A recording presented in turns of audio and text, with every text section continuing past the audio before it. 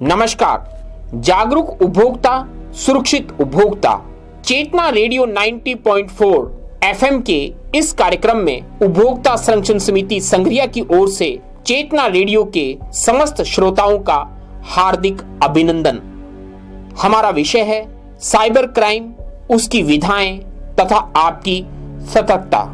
इस विषय की श्रृंखला में हमने साइबर क्राइम के बहुत से तौर तरीकों को जानने का प्रयास किया और यह भी प्रयास किया कि वह कौन से सुरक्षात्मक उपाय हैं जिन्हें अपनाकर हम साइबर अपराधियों के जाल से बच सकते हैं।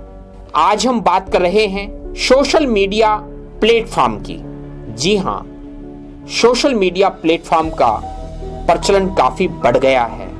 सोशल मीडिया का उपयोग व उपभोग हमारे जीवन का हिस्सा बन गया है, लेकिन कभी कभी आपको सोशल मीडिया प्लेटफॉर्म का उपयोग करते समय ऐसा जरूर महसूस हुआ होगा कि किसी अदृश्य शक्ति की आप पर नजर है। आपने महसूस किया होगा कि जब भी किसी सोशल मीडिया प्लेटफॉर्म पर, उदाहरण के लिए गूगल के सर्च इंजन पर जाकर आप किसी अपने मन पसंद विषय को ढूंढते हैं या कि अपनी आवश्यकता के अनुसार किसी बाजार में उपलब्ध वस्तु को ढूंढते हैं, तो आपके पास में अनेकों जानकारियां आने लगती हैं और उसके बाद आपके सोशल मीडिया प्लेटफॉर्म पर आप द्वारा ढूंढे गए विषय के संबंध में जानकारियां नित्य प्रतिदिन उपलब्ध होने लगती हैं। यह किस अदृश्य शक्ति ने हमें देखा और उसे मालूम हो गया कि हमें इस वस्तु की आवश्यकता है या हमारी पसंद यह है।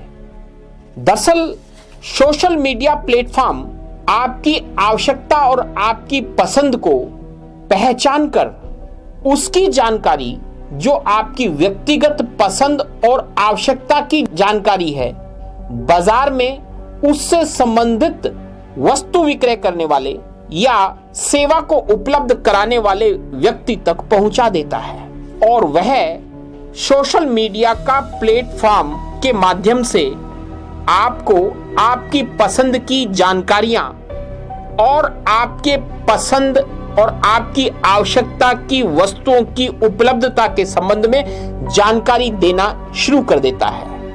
यह उसकी अपनी व्यापार नीति है।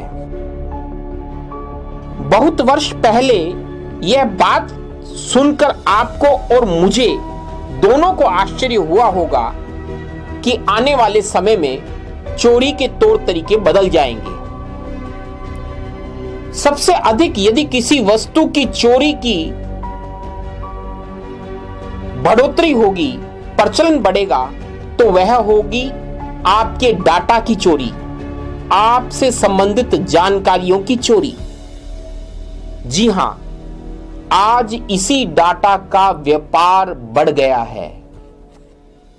आज व्यापार यह है कि मैं आपसे संबंधित जानकारियों और आपकी आवश्यकताओं को जानकर उसे उन व्यक्तियों को उपलब्ध कराऊं जो आपकी पसंद या आपकी आवश्यकता की पूर्ति कर सकते हैं और उसके माध्यम से अपने व्यवसाय का विस्तार कर सकते हैं।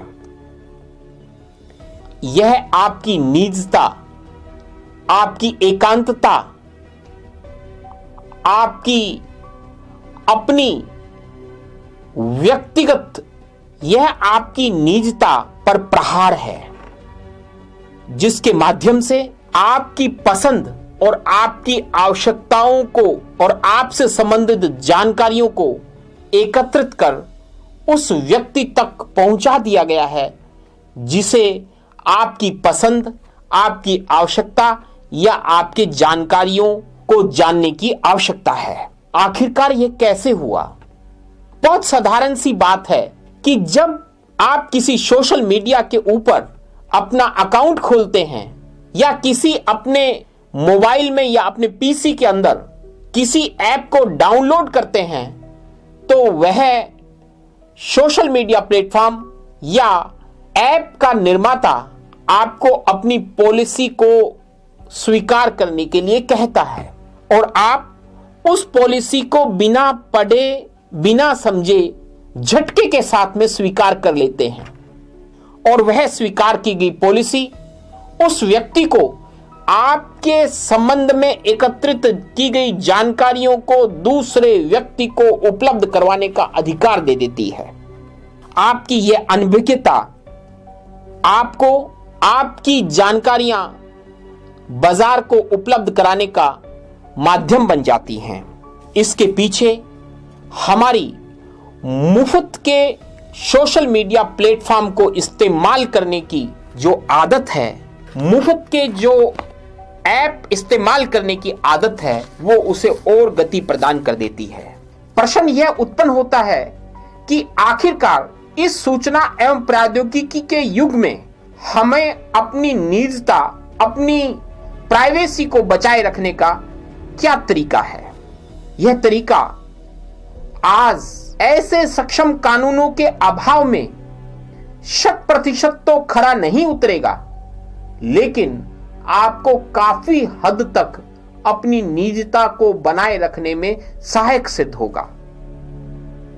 आप चाहें तो अपने सोशल मीडिया अकाउंट के पास आपका मौजूद डाटा देख सकते हैं, उसे डाउनलोड कर सकते हैं और उसे वहां से डिलीट कर सकते हैं। अपने गूगल अकाउंट पर वेब एंड ऐप एक्टिविटी पर नजर डालिए और जहां कुछ अनुचित लगता हो वहां उसे निष्क्रिय कर दीजिए।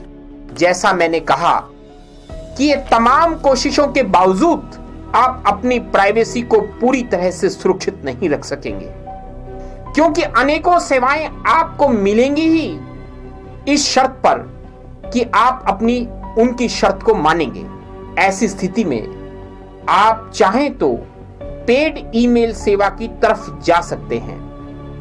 बिंग, डक्टकगो जैसे वैकल्पिक सर्च इंजन का इस्तेमाल कर सकते हैं और ब्राउजर के इनकॉग्निटो मोड का इस्तेमाल कर सकते हैं।